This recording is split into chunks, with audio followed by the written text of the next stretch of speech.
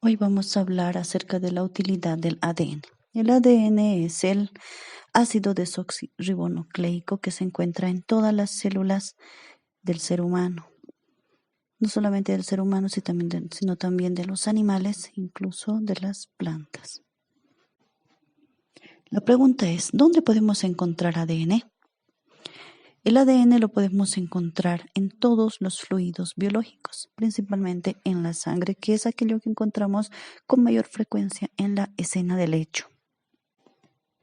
De acuerdo a las manchas hemáticas que podemos encontrar en la escena del hecho, pueden ser circulares, alargadas, de acuerdo a la dimensión, pequeñas, grandes, etc. De acuerdo a los contornos, pueden ser regulares, irregulares, y la cantidad también, ¿no? Puede ser un puntiforme, lenticular, una laguna, un charco, de repente, si es un sangre arterial, sangre venosa. El color también dice mucho cuando encontramos una mancha hemática en la escena del hecho.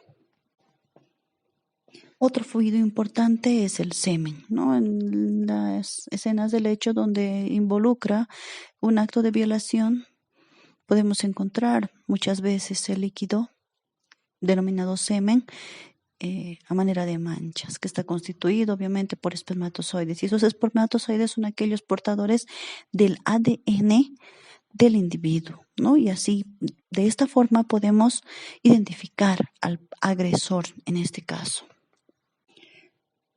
No solamente los fluidos biológicos, ¿verdad? Podemos encontrar también ADN en el pelo.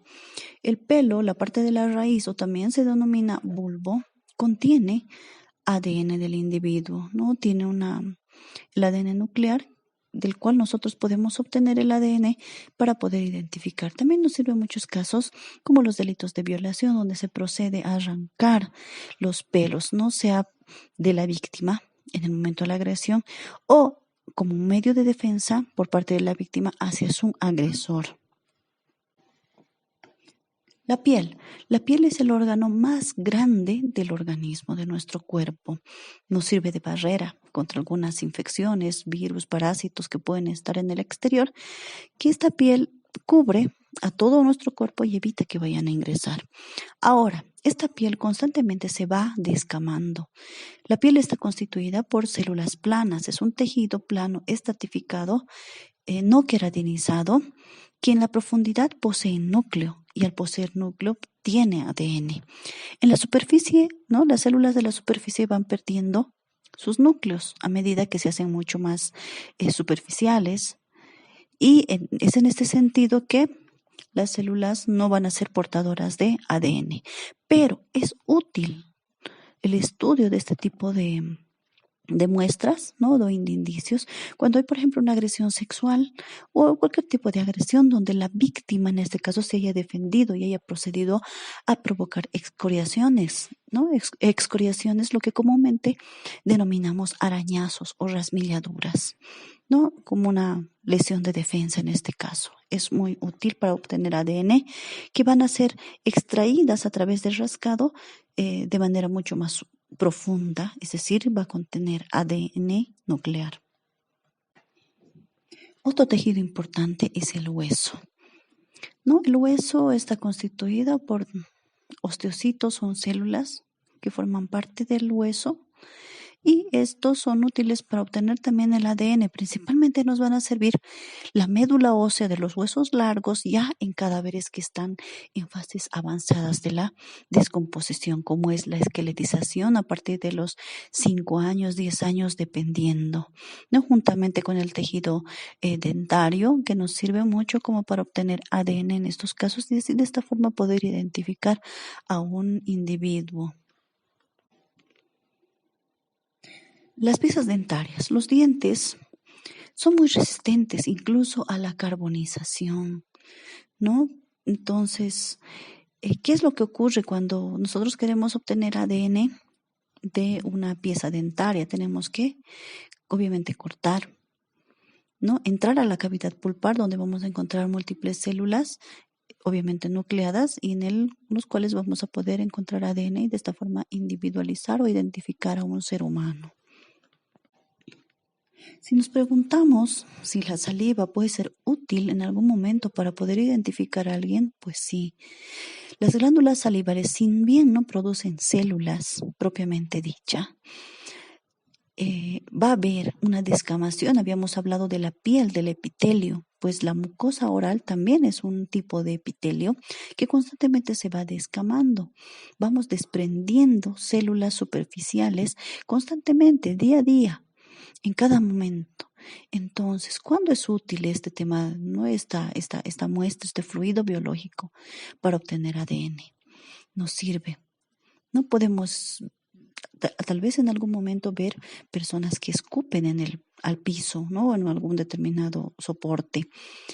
Otra particularidad nos hace, ¿no? Nos sirve y nos es de gran ayuda cuando encontramos sugilaciones, por ejemplo, ¿no? Esas equimosis que se dan por succión, los famosos chupones, ¿no? Denominados chupones comúnmente, haciendo el uso de un hisopo embebido en agua destilada, podemos nosotros ir y raspar, frotar ese sitio, el área del chupón o de esa equimosis por succión, y tal vez de alguna forma poder obtener células epiteliales de este individuo.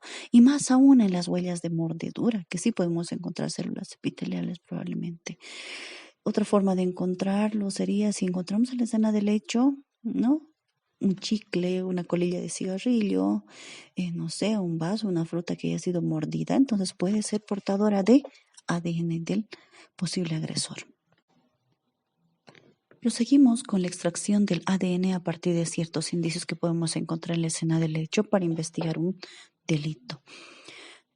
Hacemos uso del papel FTA, que es un papel absorbente, por ejemplo, para obtener, ¿no? Para que vaya a absorber cierto fluido biológico que puede ser semen, puede ser sangre en este caso. En el caso de la sangre, por ejemplo, los glóbulos rojos que son maduros no poseen núcleo, es decir, no van a tener ADN nuclear. Entonces, en estos casos, ¿no? Si tenemos una muestra, un indicio, una mancha de sangre, podemos utilizar este papel FTA y hacer que se absorba. Las células se van a lisar. ¿Qué quiere decir lisar? Que se van a romper sus membranas en este papel. Pero no va a quedar inmovilizado este ADN en la matriz del papel, ¿no? A través de ciertos lavados con ciertos disolventes se puede purificar y se puede obtener el ADN por más mínima cantidad que sea. Es decir, no nos asustamos si acaso encontramos una pequeñita mancha de sangre, que sí lo podemos amplificar por un proceso que se llama la reacción en cadena de la polimerasa, PCR. Otra forma de extraer el ADN también es a través de la extracción diferencial. En estos casos puede haber varios fluidos biológicos mezclados. Puede haber sangre con orina, ¿no? Semen con sangre, etcétera, o con saliva, que estén mezcladas. Entonces, ¿qué se tiene que hacer?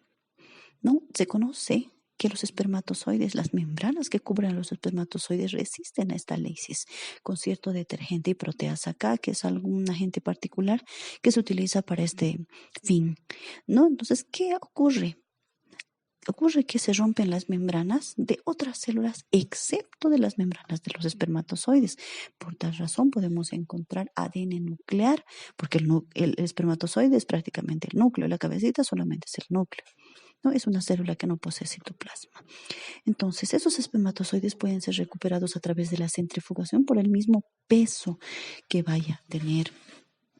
Entonces, el ADN se puede conservar a menos 20 grados centígrados hasta menos 80 grados centígrados por mucho tiempo. Es decir, van a estar en esta temperatura, pero ¿no? Conservados.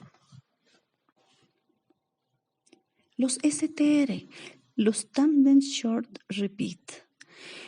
Estos STR son secuencias cortas de ADN que generalmente tienen entre 2 a 5 pares de bases que se repiten muchas veces. Es como una escala, es como un patrón que va repitiéndose una y otra vez, ¿no? Seguidas.